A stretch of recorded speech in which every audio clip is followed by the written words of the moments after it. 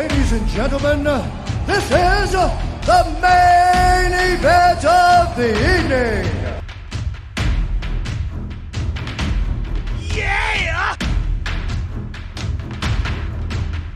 It's time! Hooligans! We back for another episode of the Hooligans League podcast. Let's get it. Crazy week 2 in the books, both for the NFL and our league. I mean, we had some crazy games, crazy matchups, some high-scoring players. People are definitely devastated after their team's performance this week, and some people are feeling great. But I'm not even going to waste time because I'm feeling good about this podcast. I got my templates down. I got my format put together. So this one, we're going to cover just as much stuff in less time. And then I think future episodes, we're going to get to add some surprises in. So let's just jump right into it. Let's jump into the episode. Episode 3, we talking week 2 recap. Then we're jumping in to the matchups ahead. So let's get it. All right. So as I was saying, we had a pretty wild week of fantasy football. We had a big time scoring matchup. We had a low scoring matchup, a defensive battle. We had multiple games that weren't decided until Monday night. 2 of those games being major upsets. We didn't know who was going to win what award. We had some crazy individual performances. 2 quarterbacks dropping 40 bombs. 4 wide receivers dropping 35 or more. 2 running backs right below that. Also had some busts. Jonathan Taylor, not a great game. Derrick Henry, not a great game. Jefferson, Devontae Adams. I mean, Cooper Kupp is always great. But some of those other superstars, they just didn't bring it. And that impacted some matchups. But overall, I'm definitely happy with this week. It was fun to watch. It was fun to watch the real football. I'm all aboard the Jets bandwagon right now, both on my fantasy team and in real life. They're just fun to watch. But what's also fun? Winning money. So let's get into that. Now, I won money this week because I was the best loser. $10 made my loss feel a lot better. A lot better. I was still pissed, but it made it feel a lot better. So I'm really glad we added this. I will be Venmoing myself $10 very shortly. And then for our Andy Bobandy team of the week, our winner was Andy Bobandy, Miss Berkey, dropping 180 points just about. So congrats to you, Andy. Got $20 to you coming real shortly. And then congrats to everyone else who didn't get eliminated from the Survivor pool this week. Ciao. Sorry for you. You did get eliminated in the Survivor pool, only dropping 109 points. So you're still 1-1. At least you got that. You got a better record than me. But I'm sorry, you are no longer in the running for the $50 Survivor pool. So where does that leave us after week? We got Rick still in first place. So $50 looking like it's heading that way as of now. We got Andy passing Rick for most points on the season. And then for the survivors, we know who we are. And if you not us. Then for the $25 prizes, of course, Andy, highest scoring week. Then now Dickie is leading the league for most points against. So I know we've crapped on you, but you're trending up for some money, Dick. So that's what we got for the season awards, where they're trending towards right now. Top earners, Rick, Andy at $20, and then me and Silverman at 10. And then for worst week, again, this earns you nothing. But Chris, I'm sorry, I got to shut you out. You haven't been passed yet, but it's coming. It's coming. As for all these awards, we still got a lot of time left. Season is still very, very young, but this is where we stand. Now, for our managers of the week. I introduced this last week. It's still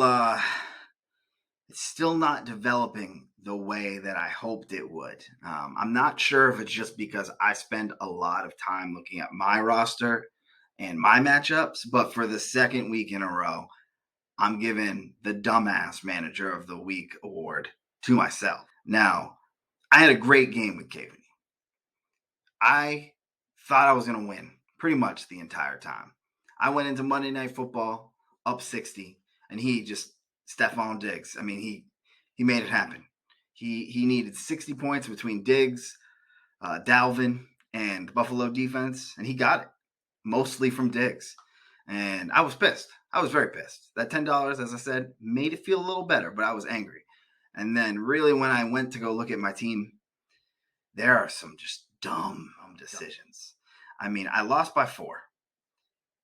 I tried to get cute and paid $4 for the Cincinnati defense.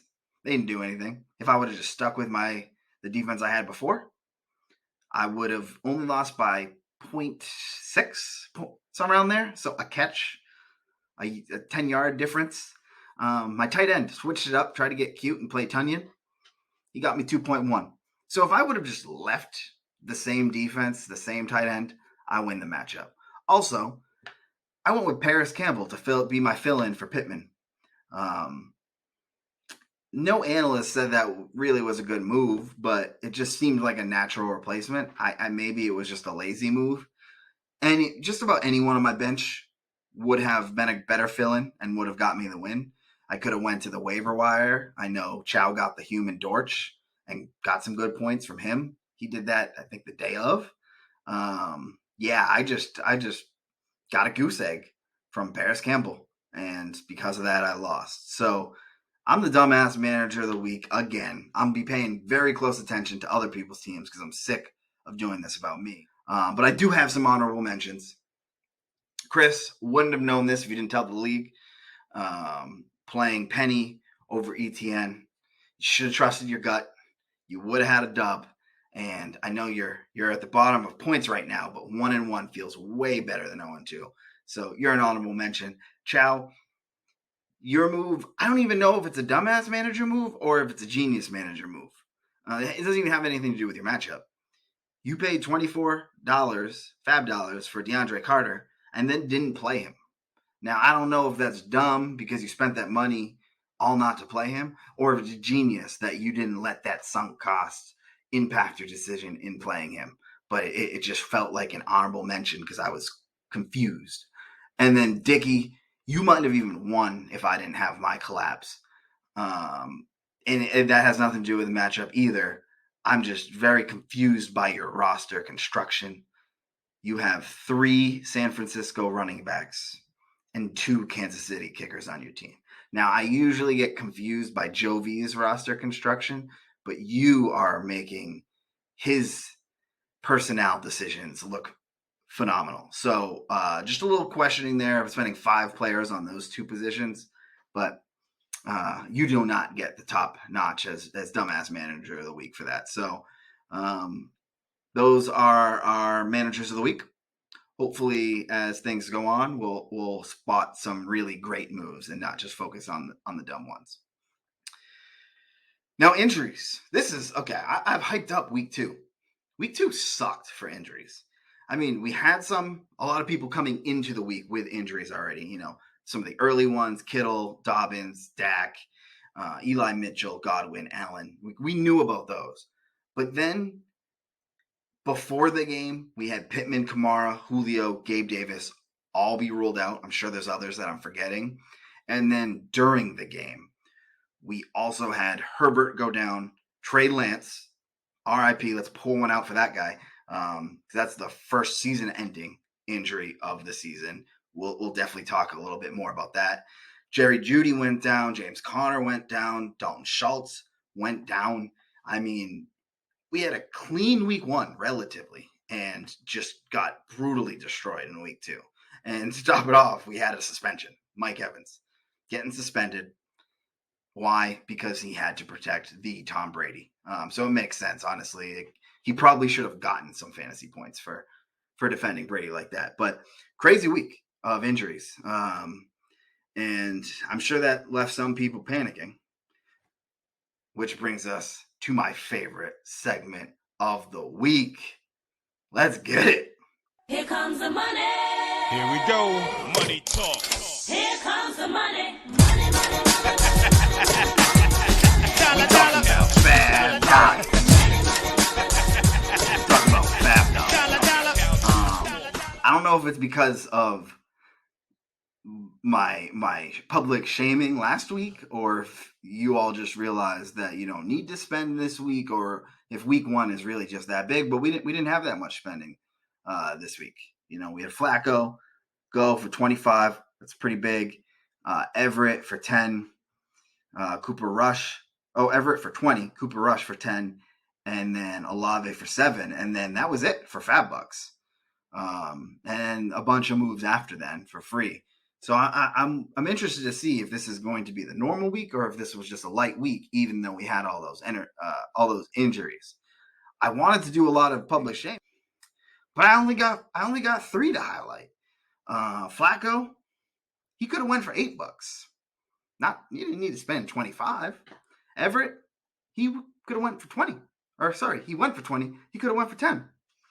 And then Cooper Rush, you could have got him for free. Besides that, everything else was a smart move. I think Olave, you could have saved $1 on him.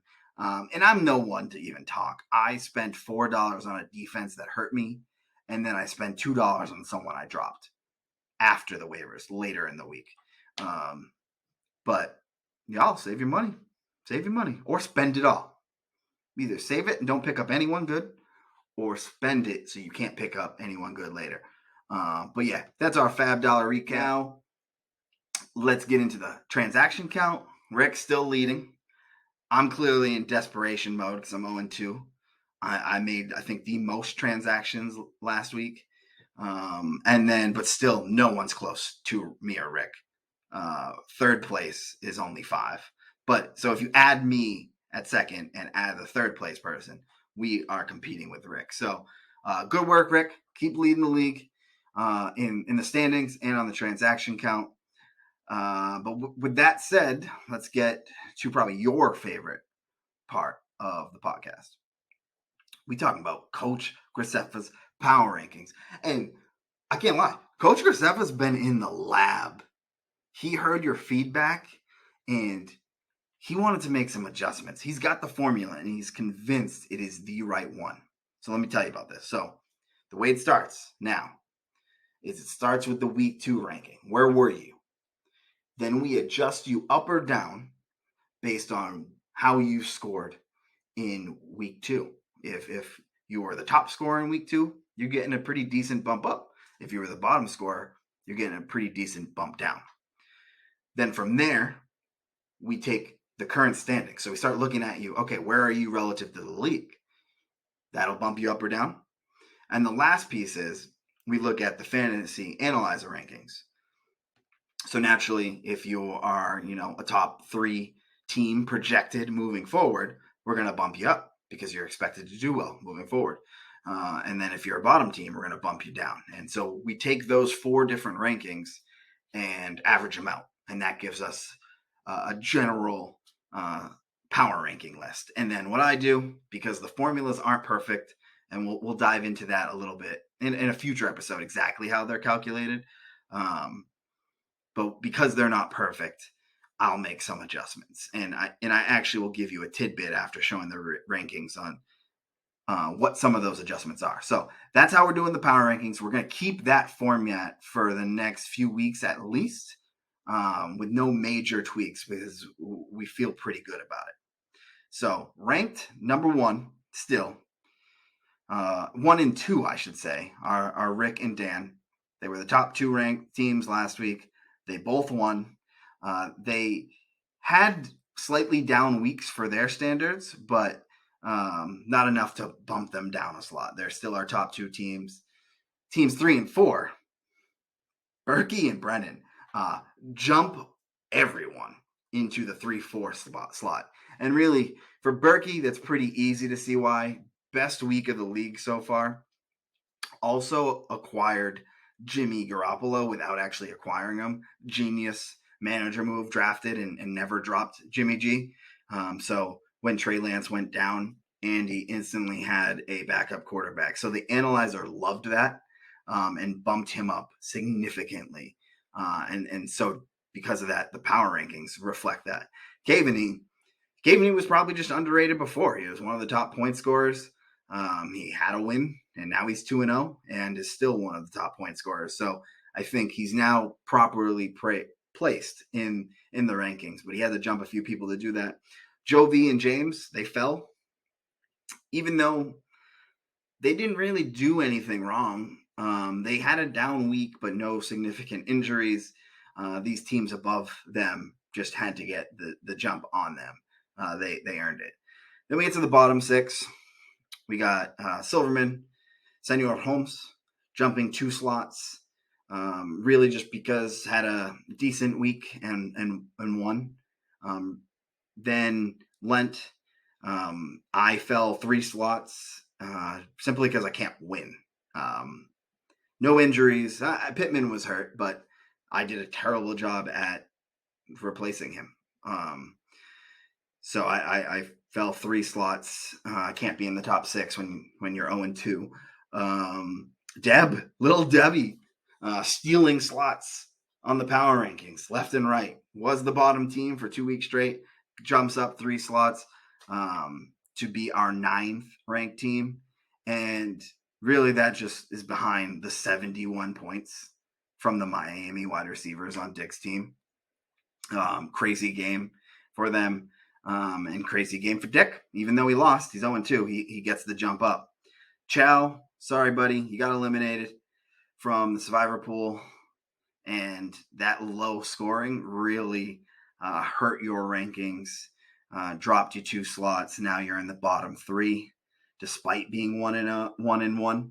And really that has to do with the really low score and the analyzer not loving some of your skilled positions. And then our final 2 teams, Chris, I'm sorry. I'm sorry. We've complained to each other already about how hard it has been to watch our fantasy teams. You're in our 11th spot, dropping 4 slots. You just got some busts right now. They may not be long-term busts, but you got some guys failing you. It's not your fault. And then, man, talking about not your fault, Radler. Sorry, buddy, but you are the new Dickey. You are our number 12 spot, dropping 6 positions on the rankings. I just got a sad face there for your notes because losing Dak, then losing Trey Lance, there's really not much you can do when you lose your 2 quarterbacks in a super flex league in the first 2 weeks of the season. So we believe in you. You'll make the right moves. Cough, cough. You know what I'm talking about. You'll make the right moves to climb up the rankings. But I'm definitely feeling for you right now. If you're interested in getting a little bit more clarity on how these rankings are done, then you'll want to pause the video right here and take a look. These are the individual rankings that your teams received per category. So you'll see, where you were last week, where you ranked in points, where you are in the standings, and what the analyzer says about your team. And then you'll see the average score that was created. You'll also notice, if you do pause it, that not all of the average scores are in order, and that's where I made my adjustments. I'm actually, according to this calculation, according to Graceffa's calculation, I'm ranked 5th, but at 0-2, I couldn't put myself at 5th. So I made a commissioner adjustment and brought me down to 8. So that's the formula behind Graceffa's wild mind. Pause it and take a look at this if you want to look closer at your specific number. All right, so to close this up, we got the week 3 matchups. We got some good ones. We got a couple matchups between some lower teams. We got first place Rick playing his brother, the 3rd place team, Dan. Pretty exciting matchup there. We got a 10 versus 12 matchup. Oh, that could get ugly quick. One of those teams is going to be 0-3 after this matchup. We have the 4th place 2-0 James playing the 11th place 0-2 Radler. That's going to be a big swing for one of those teams. So just got some fun matchups. It's going to be stressful for a lot of people. And then what do we got here for projections? We got Deb as the lowest projected scoring team. So Deb, make some moves or you might be out next.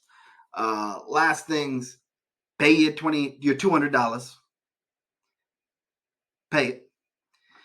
And second, I haven't done this yet, but I'm going to send a survey out asking details about our November 19th draft deadline party. Just preferences, you down to do one night, you down to do two, you down to travel 40 minutes, an hour and a half, things like that, just so I can pinpoint some different destinations and then throw some options into the group. I'll probably maybe even make an episode about the different options. I don't know. We'll figure that out. But I'll send out that survey probably tomorrow, fill it out over the weekend so I can get to planning that party. So this wraps us up. Great week 2. Hopefully we get an even better week 3. And good luck to everyone. I need it. But I'm hoping you all have some good fantasy luck as well. Except, of course, you, Andy. I'm going to root against you all season because you are the champ. So thanks for listening. See you on the other side and talk to you next week. Peace out. Let's go! Let's go! Let's go! Let's go! Let's go! Let's go! Let's go! Let's go! Let's go! Let's go! Let's go! Let's go! Let's go! Let's go! Let's go, baby! Maybe it's not too late. Let's go! Let's go! I don't really know what that means, so I can't answer the question. I'm just trying to win games.